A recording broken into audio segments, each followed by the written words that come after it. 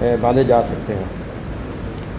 اس سلسلے میں ہمارا موقف کیا ہے؟ یہ حدیث ذاکر نائک نے جو کہا، یعنی یہ حدیث ہے۔ ابھی تو آپ نے بات سنی ہے کہ عمل کی قبولیت کے لیے ذاکر نائک کا قول نہیں، سنت شرط۔ کیا یہ حدیث ہے کہ ناف سے نیچے بھی ہاتھ باندھے جا سکتے ہیں؟ ذاکر نائک نے تو اور بھی بہت کچھ کہا، صرف یہ بات ہی کیوں پسند آئی؟ صرف یہ، اس نے توحید پر بھی بہت کچھ کہا، وہ خود سینے پر ہاتھ باندھتا ہے۔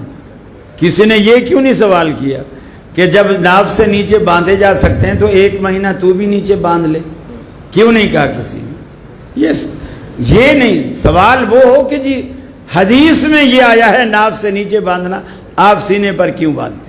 حضرت وائل ابن حجر بیان کرتے ہیں کہ میں نے رسول اکرم صلی اللہ علیہ وسلم کی نماز کا جب جائزہ لینے کے لیے آیا، میں نے آپ کو دیکھا، وضع یدہ الیمنی علی یدہ الیسری علی صدرہ، آپ نے دایاں ہاتھ بائیں پر رکھا اور دونوں کو پھر سینے پہ رکھا۔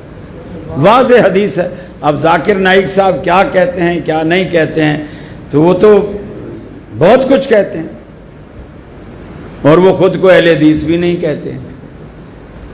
تو یہ اعتراض ہم پر تو نہیں بنتا، یہ ان پر بنتا ہے جو خود کو اہل حدیث نہیں مانتے۔